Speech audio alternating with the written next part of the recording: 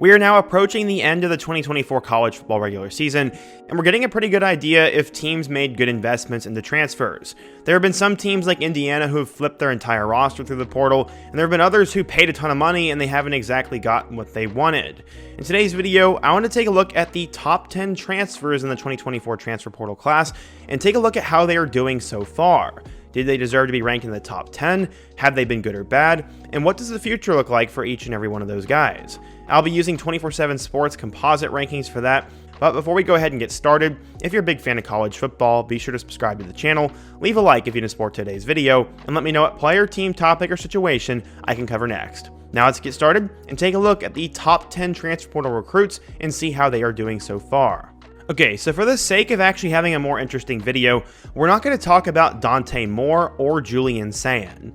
Both of those guys were ranked inside the top 10, but they were never supposed to play right away, and they were more stash picks for the future. Moore is at Oregon and Sayin is at Ohio State, so we're going to go ahead and take a look at players number 12 and 11 instead of number 10 and 6. I hope that makes sense.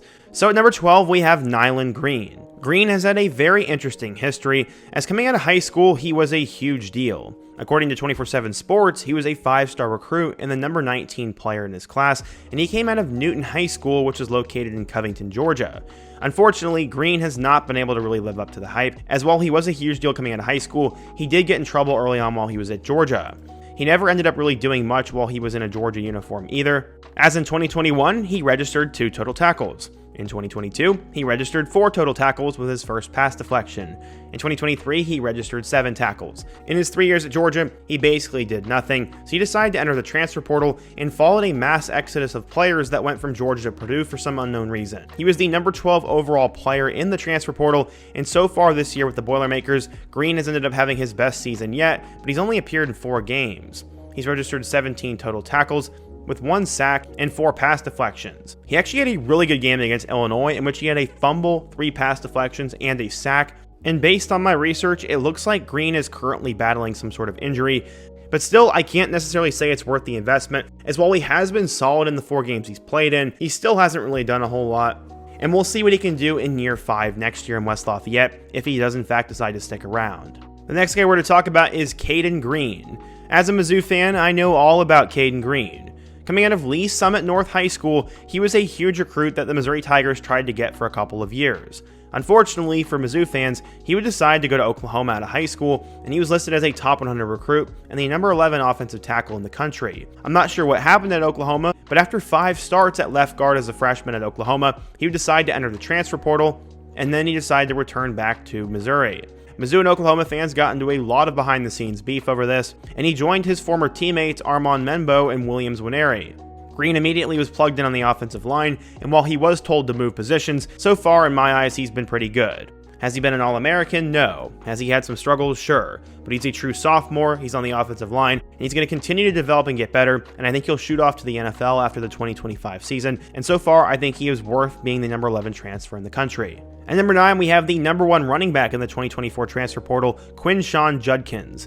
Coming out of high school, we all know his story. He went extremely under the radar coming out of Pike Road High School in Alabama, and he actually put up pretty crazy numbers while he was in high school. He rushed for over 4,200 yards in his high school career, including nearly 1,500 in both his junior and senior year combined. His 67 touchdowns weren't really enough to become a 4-star recruit, as the 3-star ended up going to Ole Miss and would take over right away and was better than Zachary Evans while he was at Ole Miss. He broke college football as a true freshman back in 2022 and put up nearly 3,000 yards and 30 touchdowns in 2 years at Ole Miss. He decided to enter the transfer portal and became the number 9 player in the portal in the top back and would transfer to Ohio State to join a loaded offense. He'd be alongside Travion Henderson, and so far in the season, he's ran the ball 106 times for 647 yards and 6 touchdowns. If we do the math, he'll most likely end up with about 1,000 yards and probably 10 to 12 touchdowns, and that is exactly what they're looking for out of Judkins. They already have another star in Henderson, and maybe Judkins hasn't been the number 1 overall running back in the country, but I don't think that's what he was brought in to do, as he knew that going in and playing with Henderson would mean his carries would be a little bit split. He's preparing himself well to have a good run with Ohio State this postseason and go off to the NFL as probably a day 2 selection, so Quinshon has done a great job so far. Aiden Charles was the number 8 player in the 2024 transfer portal, and he was a huge deal coming out of Downey High School in California. Originally the backup to Malachi Nelson, he would transfer to Downey High School and would put up crazy numbers while he was there. They loved his length, his arm, and his swagger, and he would end up throwing for 3,350 yards and 38 touchdowns as a senior, and blew up from a 3-star recruit to a 4-star. Because Jonathan Smith and Oregon State were so loyal to him, he decided to commit to Michigan State and was a top 7 quarterback in the class of 2023. He'd sit behind DJ Uiagalelei for 1 year, but would still manage to put up 300 yards and 4 touchdowns, with 3 more scores on the ground. When Jonathan Smith left for Michigan State, Childs would follow him over to East Lansing, and so far this year as the starter, it's been struggle. He's thrown for 1,800 yards with 8 touchdowns and 11 interceptions, and also has 3 scores on the ground. But honestly, this is exactly what I expected. Childs was not brought in to win the Heisman in year 1. He's their best option on the team, has plenty of potential, and they're really hoping to get him ready for next year. Childs has NFL written all over him if he can put it all together, and right now he has to get over this injury and just finish the year strong. His numbers have been a little bit disappointing, but he's done exactly what he was brought in to do at Michigan State, and that is to start and develop for the future. At number 7, we had the recruit that pretty much no one was talking about, and that was Jason Zandamela. He was an interior offensive lineman who decided to transfer from USC over to Florida. This guy was a big deal, as while at Clearwater Academy International, he ended up becoming the number 1 interior offensive lineman in the class and the 46th player overall. I guess he was kind of one of those weird transfers that ended up spending just a couple of weeks at USC before he transferred to Florida, and I know a lot of schools really wanted him. So far, I can't really figure out what he's done this year. It's really hard to track offensive linemen to begin with, and I'm scouring the internet, but I'm not a Florida fan and I don't watch their games, so I don't know if he's played any snaps, but I assume he has gotten on the field a little bit and will be a big-time prospect for the future for the Gators. As I said, we're going to skip over Julian Sayin and go straight over to Evan Stewart. I feel like there's some sort of curse on my channel where whenever I make a video hyping up a team or player, they start to fall apart, and whenever I get critical of a player, they start to perform. A couple weeks ago, I included Evan Stewart in a video about how he had been disappointing this year, and then he decided to turn it on after. Originally coming out of Liberty High School in Frisco, Texas, was the number 1 or number 2 receiver depending on who you asked in the class of 2022. Stewart ended up having a solid first 2 years at Texas A&M, as he caught 53 passes for 649 yards and 2 touchdowns as a freshman, and then sort of regressed in 2023, only catching 38 passes for 514 yards and 4 scores. Some would blame that on the quarterback situation and the offense down in College Station, so he decided to transfer over to Oregon, where he'd be paired alongside Tez Johnson and would have Dalen Gabriel throwing him the football.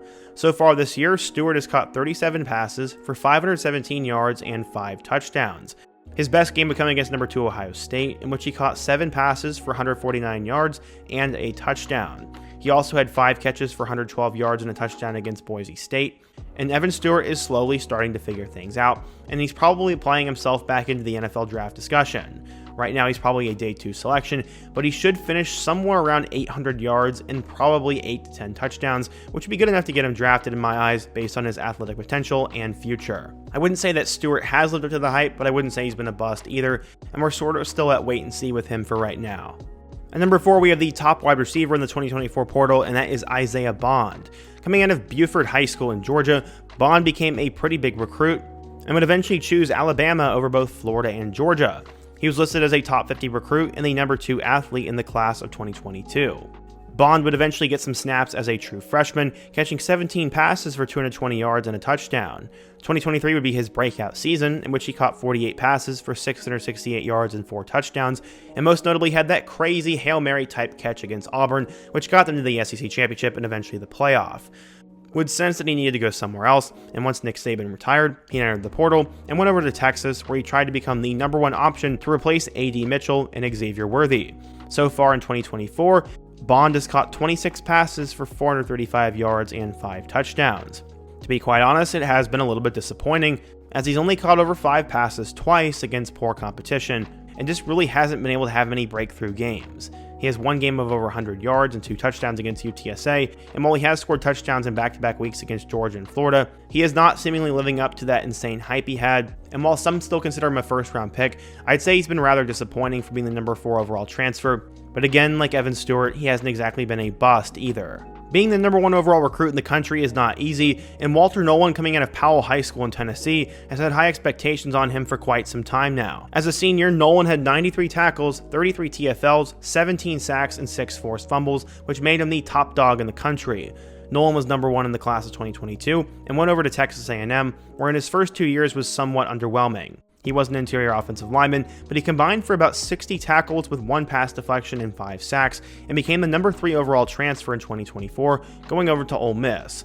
So far this year, I'd actually say Nolan has been pretty solid, as he's on pace to having his best year yet, as he currently has 31 tackles, 1 pass deflection, and 3 sacks, so he should probably get to about 45 tackles, about 6 sacks, and will probably play his way into the first round of the NFL draft this upcoming spring. Coming out of the state of Iowa, Caden Proctor was the next big offensive lineman who was supposed to take over for the Hawkeyes. He went to Southeast Polk High School in Des Moines, and instead of signing with Iowa, he would eventually flip to Bama, where he started as a true freshman. But he's been really solid for Bama, and after one more season, should be a first-round pick in the 2026 NFL Draft. I guess it's also kind of hard to count him as a transfer. Okay, so our number 1 guy is Caleb Downs. He's obviously the little brother to Josh Downs, who's currently a wide receiver from the Colts after he ended up playing with North Carolina for a couple of years. And coming out of Mill Creek High School, Downs was a top 10 recruit, the number 1 safety, and the 8th overall player in the class of 2023. Downs would have a terrific freshman year at Alabama, where he got a chance to start multiple games, finishing with over 107 tackles with 3 pass deflections and 2 interceptions. He was a freshman All-American and one of the best defensive players in the country, and decided to jump into the portal and join a loaded Ohio State defense. So far in 2024, Downs has 39 tackles with 3 pass deflections and half of a sack. Caleb Downs has definitely been a little bit underwhelming compared to his stat line last year, but this defense is full of star players and is very talented, and he's still making crazy plays and still has plenty of season to go. Caleb Downs was definitely worthy of being that number 1 overall transfer, and I think his future is extremely bright. So yeah, today we take a look at the top 10 transfers from 2024, how they've done so far, and where I think they'll go in the future. But what do you guys think? Who do you think should be in the top 10 in retrospect, and what topic should I do next? Be sure to let me know your thoughts down below, leave a like if you want to support today's video, and check out all my other videos on the end screen. Hope to see you guys again soon, but until next time, peace.